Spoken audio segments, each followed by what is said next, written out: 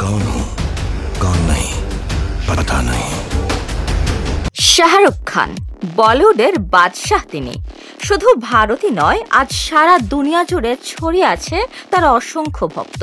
তার নাম শুনলেই চোখের সামনে ভেসে ওঠে প্রেমের প্রতীক এক রূপকথা নায়কের মুখ। 3 দশক ধরে ভারতীয় সিনেমা প্রেমীদের হৃদয় জয় করে তিনি হয়েছেন তারকাদেরও তারকা। ছোট পর্দা থেকে বড় পর্দা, ঝলমলে স্টেজ শো থেকে আন্তর্জাতিক ফ্যান ক্লাব, শাহরুখের জাদু সবখানেই বিস্তার করেছে। আজ তার জন্মদিন। 59টি বসন্ত পেরিয়ে 60 বছরে পা দিলেন আজ, কিন্তু তাকে দেখে সেটা বোঝার উপায় নেই। বরং এখনো কিং খানকে 30 বছরের টকবগে যুবকই মনে হয়। এখনো আগের মতোই তিনি রোমান্সে মত্ত থাকেন রূপালী পর্দায়। 1965 সালের 2 নভেম্বর ভারতের নয়াদিল্লিতে জন্ম তার। 90-এর দশকে বলিউডে পা রাখার পর 3 দশকের চলচ্চিত্র ক্যারিয়ারে পেয়েছেন আকাশচুম্বী জনপ্রিয়তা আর সাফল্য। বিশ্বজুড়ে রয়েছে অসংখ্য ভক্ত তার।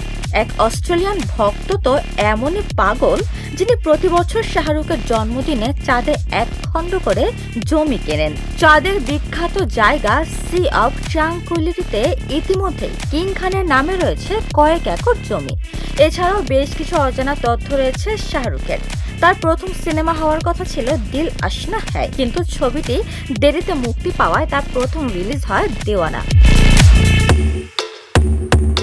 কিং খানের 2টি গাড়িতেই 555 নম্বর লেখা। তার সব কর্মচারীর ফোনেও তার নম্বর 555 নামে সেভ করা আছে। শাহরুখ অন্ধবিশ্বাসী না হলেও 555 নম্বরে ভীষণ বিশ্বাস করেন। শাহরুখ চাইলেই হতে পারতেন সাংবাদিক, কারণ তিনি দিল্লির জামিয়া মিলিয়া ইসলামিয়া বিশ্ববিদ্যালয়ে গণমাধ্যম নিয়ে পড়াশোনা করেছিলেন। দিলওয়ালে দুলহানিয়া লে জায়েঙ্গের স্ক্রিপ্ট তিনি না পড়েই সই করেছিলেন, কারণ তিনি পরিচালক আদিত্য চোপড়ার উপর ভরসা করতেন এবং তাকে খুবই ভালোবাসতেন। শাহরুখ খানের বলিউড অভিষেক হয় 1992 সালে দিওয়ানা সিনেমাটির মাধ্যমে।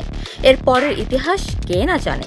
দীর্ঘ 33 বছরের ক্যারিয়ারে মোট সিনেমার অধিকাংশই ঠিক তার। বলিউড থেকে পেয়েছেন কিং খান, বলিউড বাদশাহ, কিং অব রোমান্স তকমা। ফিল্মফেয়ার পুরস্কার জিতেছেন রেকর্ড 14 বার। এছাড়া পেয়েছেন জাতীয় পুরস্কার, পদ্মশ্রী সহ দেশি বিদেশি বহু সম্মাননা।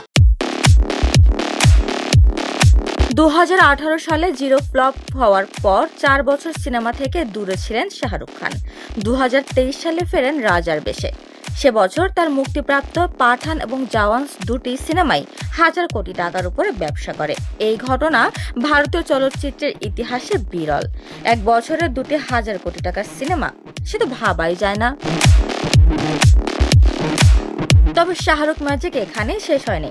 সামনে মুক্তির অপেক্ষায় আছে শাহরুখ খানের কিং নামে একটি সিনেমা। আপাতত সেই অপেক্ষায় তার অগণিত ভক্ত। অন্যদিকে কিং খানের ফ্যানেরা অপেক্ষায় মান্নাতের সামনে।